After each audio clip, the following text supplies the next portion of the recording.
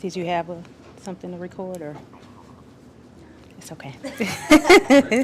Right here. Old school, that's right. I find to listen better when I take notes by ear. That makes sense. Do the batteries work on those things? Always? Yeah, right. The only trouble is when it rains. That's really the only time that this is a bad. Oh, yeah. These aren't any better ones. Family, why don't you just go ahead and stand behind in the center here? Oh, you're fine. Just go ahead and gather around in the center. Yes, that's fine. Baby girl, we're ready to do the Why don't you conference. stand in the center? Do a conference call? No, they gonna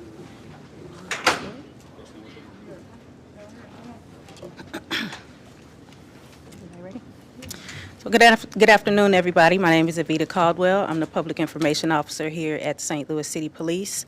We've gathered you all here today to share an unfortunate update with our community, heartbreaking update, to say the least, involving a senseless tragedy, the killing of 9-year-old Jordan Neal, and unfortunately, a few days ago, his brother, who was also shot in that incident, has tragically passed away.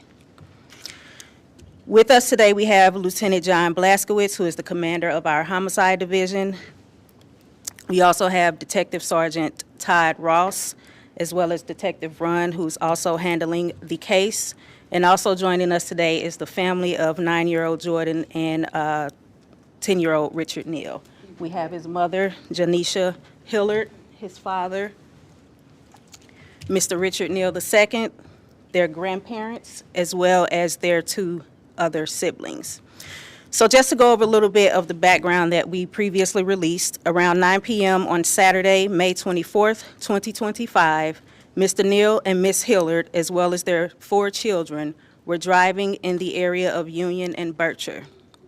As Mr. Neal is driving, an accident nearly occurs with another maroon vehicle as they were turning onto the Conoco gas station to get gas. Moments later, after that encounter, Mr. Neal encounters the same suspect maroon vehicle again at Bircher near Riverview. At that point, the occupant or occupants of that maroon vehicle fired shots at Mr. Neal's vehicle. Again, the children were inside of this car when this occurred.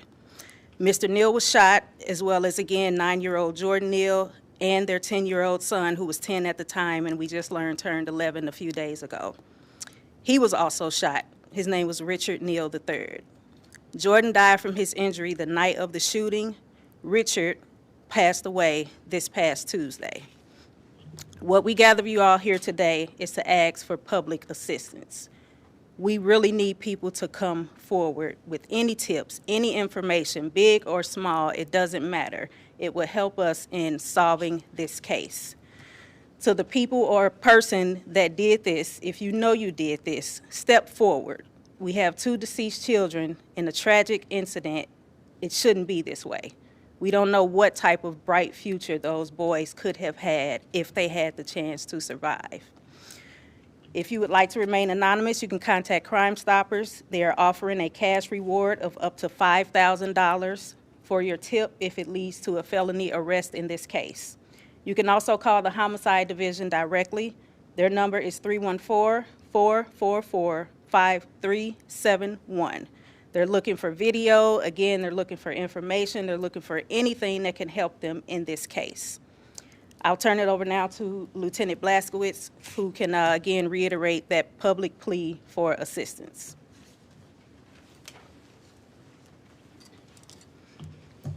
Thanks, everyone. As mentioned, I am John Blaskowitz, Commander of Homicide, and the only new tip that I can share with the community right now is we are looking for a maroon Nissan sedan, believed to be a four-door. That's the only descriptors I can put out at this time. We're hoping that someone who was there that night at the intersection, we do know that this was a heavily traveled intersection, may have seen something, may have heard something, so please say something. If they could contact us at Crime Stoppers or at the line that Avita shared with you, we'd greatly appreciate it. But this day is really about the family, so without anything further, I'd like to turn it over to a spokesperson for the family.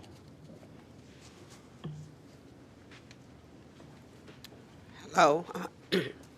I'm the grandmother of Richard and Jordan Neal, the mother of Richard Neal Jr. We're just asking for the community, please, like we've lost 2 children.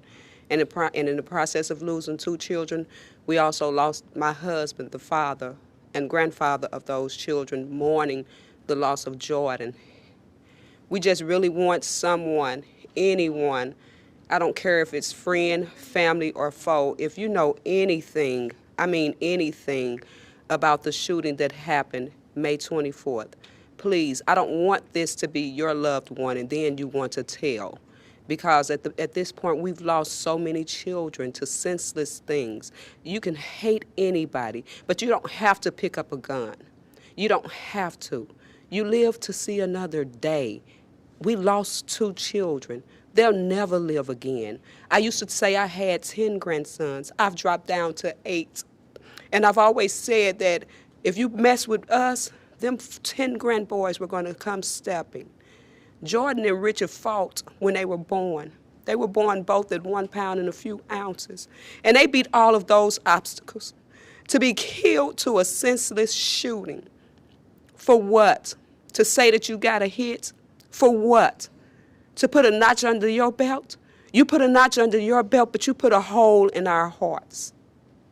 That will never be sealed again. We miss them and we love them. And God forbid if this happens to your family. Do something, say something. There should not be a loss like this. Ever, ever. We should not be hurting. There should never be a loss like this. We don't hate anyone,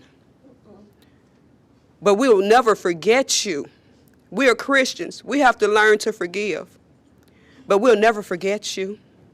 And we pray that God has mercy on your soul when your day comes, because trust me, you're going to burn in hell. You're going to rot in hell.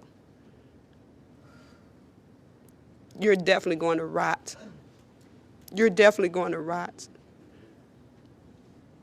That's all. That's all. I'm just begging. I'm pleading. I'm begging. I'm pleading. I'm begging. I'm pleading with you to please turn yourself in. As we can see, this is extremely difficult for the family, and unfortunately in cases like this, when you really don't have much to go off of, you really rely on the public. We truly believe that somebody that night saw something, whether you saw the car, whether you saw gunfire coming from the car. We're pleading at this point to come forward. We have 2 children who have since died, who've lost their life, again, in such a tragic incident. And have a heart. Come forward. Come forward with whatever you know. And again, if you're the person responsible for this, have a heart. Come forward. Turn yourself in so that we can give this family some form of comfort. It'll probably never fill the hole that they have in their hearts for these children that are now gone. But come forward. Turn yourself in so that they can get some type of comfort and justice for what has happened to their loved ones. We can open up for any questions. We'll try to answer as many as possible. So in 5 months, there's been 1 tip. Do you guys have any information on a suspect, any other details? I mean, I'm just curious, do they have answers as well? The most I can say about suspect information is what I've already said. A Nissan maroon sedan. We believe we know what model it is, but we need something to substantiate what we believe is the suspect vehicle. As for who's driving it, we're still working to determine that. And that's one of the purposes of being here today, is to get new leads. I can say that the investigation is stalled, but it hasn't stopped. You can see I'm surrounded by my team here today, and there's others still working this case. So any tips that the public has, we're willing to follow up on. We just need some help at this time. Okay. What has made this case so difficult to get leads and solve? The location. This Bircher parallels I-70, and in the location that it was in is limited in terms of surveillance video. We've exhausted what we have, but we're hoping to gather more if the public can come forward with something to help us out. But location was a key factor in this. Were all the shots believed to be from one gun, or were there multiple shooters? I don't want to get into details of that regarding the firearms evidence that we have. You say you've exhausted what you've already done. What does that mean? That the cameras that we have, we've searched high and low to try to get more descriptors on this vehicle so that I could put them out to you. But at this time, this is all we have. Do you have any information on the license plate, or whether or not you I do even have not. plates? I do not. We would have probably solved this already if we had that. Is that because you just didn't have a review of the plate, or did We- you not have plates? Right. The vision was obscured that night. This happened in the PM hours. Headlights can cause problems at this time. The lighting in this intersection was solid, but where this incident occurred, there were no specific cameras down at that location that would have helped us. We have a cousin that wanted to say a Sure. few words. Would you introduce yourself? Hello, City, St. Louis. Most politicians call me Joe Perk, but I'm Josephine Perkins. And I'm calling on everyone, Walnut Park, Baden, up and down Union, Kings Highway. Somebody knows who killed these two babies. I was at the 2-year-old yesterday. A 1-year-old gets shot in the foot. This trend has got to stop. These are babies. And most of the communities, north, south, east, and west. This is a shout out. We're not going to ever stop looking for you. I don't care where you are. I'm going to stand and I'm going to find you. Me and the crew. You can get ready for that, because Jordan 9 forever, he gone. His brother, he gone. Y'all don't feel this, not like the mother.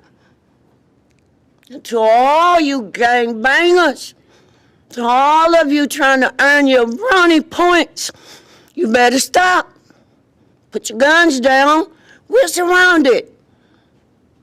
And when you come to killing children, you're supposed to get the needle with no questions asked. My name's Joe Perk. Turn yourself in, because we looking for you. Night and day, where those yellow school buses are, I'm going to find you. So again, the pain in the family's voice is clearly obvious. We wish we had a whole lot more to share in this case. Hopefully, when people look at the pictures of these kids, it'll tug at their hearts to, again, come forward. Anything, any small piece of information, big piece of information, anything that could help us in this case. Good. Thank you, everybody.